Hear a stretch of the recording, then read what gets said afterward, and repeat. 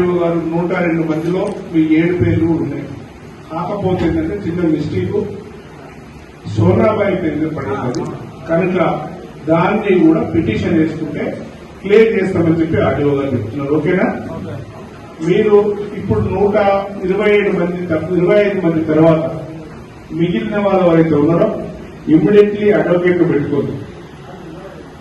Advocate ని పెట్టుకుని ఆ కేసులో ఇంప్లీడ్ పిటిషన్ వేసుకుని మా డబ్బులు మాకు ఇవ్వమని చెప్పి కోర్టును అడిగితే కోర్టు అవార్డు పాస్ చేస్తారు, మీ డబ్బులు మీకు వచ్చేస్తుంది. దాంట్లో ప్రాబ్లం లేదు. ఇంకా సెకండ్, మీరేమైతే 60 గజాలు మా ఎందుకు పోయినాయి, మాకు 60 గజాల స్థలం ఇవ్వమని అడుగుతా ఉన్నారు. అది పెద్దలు సుధీరన్న గారు, ఇక్కడ చైర్మన్ గారు, మిగతా అఖిలపక్షం అంతా కూడా కలిసి గౌరవ మంత్రివర్గం అడుగుతాం. మా పేదవాళ్ళ ఇల్లు పోయినాయి, మా పేదవాళ్ళకి ఇల్లు ఇవ్వమని చెప్పి డిమాండ్ పెట్టుకుంటాం. మేము మీతో పాటు వస్తాం, ఖచ్చితంగా కూడా ఇప్పించడానికి ప్రయత్నం చేస్తాం. మూడోది, ఎవరెవరైతే ఈ గ్రామ ఘట్టంలో మీకు ఇల్లు జాగాలు ఉన్నాయో ఇంద్రమ్మ కమిటీ ద్వారా ప్రధానమంత్రి మన ముఖ్యమంత్రి ముఖ్యమంత్రి రేవంత్ రెడ్డి గారు మన నియోజకవర్గానికి 3,500 ఇల్లు ఇస్తున్నాడు. అందులో మీకు జాగా లేరు ఉన్న వాళ్ళు మొన్న చెప్పినాం, మళ్ళా కూడా ఇప్పుడు చెప్తున్నాం. ఖచ్చితంగా ఇల్లు ఇచ్చేది ఇక్కడ ఉన్నటువంటి ప్రముఖులమే కూర్చొని డిసైడ్ చేస్తాం కనుక మీకు జాగా ఉన్న వాళ్లకు 5 లక్షల రూపాయలు పెట్టి ఇల్లు కట్టిస్తామని చెప్పి ఆ రోజు చెప్పినాం, ఈ రోజు చెప్పినాం. మీరందరూ మా అందు ఇక్కడ ఉన్న వేదిక మీద ఉన్నటువంటి పెద్దలందరి మీద ఏదైతే మంచి అభిప్రాయంతో అందరూ కూడా ఇల్లు కొనుగోడానికి సహకరించారో మీ అందరికీ కూడా పేరు పేరున ధన్యవాదాలు తెలియజేస్తాము. ఇది 15 సంవత్సరాల యుద్ధం. ఈ 15 సంవత్సరాల యుద్ధంలో మనం గెలవాలంటే ఈనాడు మీ అందరి సహకారంతో ముందుకు పోయింది. దయచేసి మీరు ఏదైతే 5 గ్యారెంటీ చెప్పారు, ఈ 5 సమస్యలను మీ చైర్మన్ గారు ఇక్కడే ఉంటారు, మీ కమిషనర్ గారు కూడా ఉంటారు, అందాల గారు అత్యంత అడ్వకేట్, మీరు కూర్చోండి. ఈ సమస్యలు సోనబాయి అక్కడ 7 సమస్యలను మిగతా 57 మంది ఎన్ని కూడా పిటిషన్ వేసుకోండి, ఆ పైసలు తీసుకోండి. తీసుకున్న తర్వాత మాకు అలయన్స్ తక్కువ ఇచ్చిండ్రు, మాకు ఇంకా ఎక్కువ కావాలని చెప్పి పిటిషన్ పెట్టుకోండి.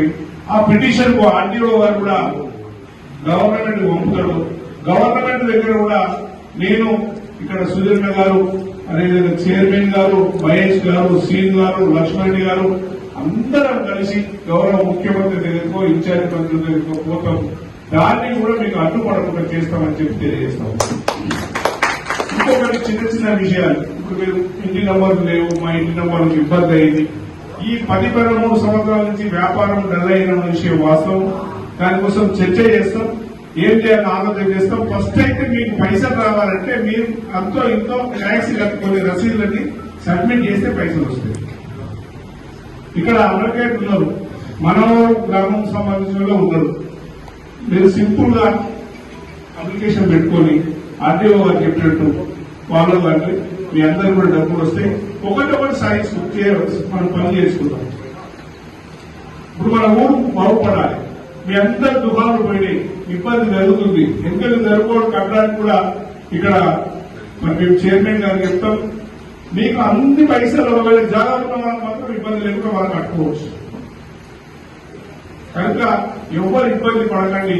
మీరు కొంచెం ప్రాతిపదంగా ఒక అడ్వకేట్ సలహా తీసుకొని ఆ 7 ఇళ్ళు ప్లస్ ఈ 55 ఇళ్ళు దాదాపు 72 మంది ఉంటారు. ఆ 72 మంది మీ పిటిషన్ వేసుకుని పైసలు తీసుకోవాల్సిందిగా కోరుతా ఉన్నాం. ఇంకా నెక్స్ట్ ఏమైనా ఉంటే కూడా మీరు ఎవరు అదే పడకండి, మేము ఇక్కడే ఉంటాం. ఇక్కడే మీ చైర్మన్ ఉంటాడు. ఏ సమస్య ఉన్నా మీ చైర్మన్ చెప్పండి. దానికి ప్రభుత్వం తరఫున ఆర్డీఓ గారు సహకరిస్తారు, ఎంఆర్ఓ గారు సహకరిస్తారు, మున్సిపల్ కమిషనర్ కూడా సహకరిస్తారు. మీకు ఖచ్చితంగా పనిచేసి పెడతారు. ఓకేనా?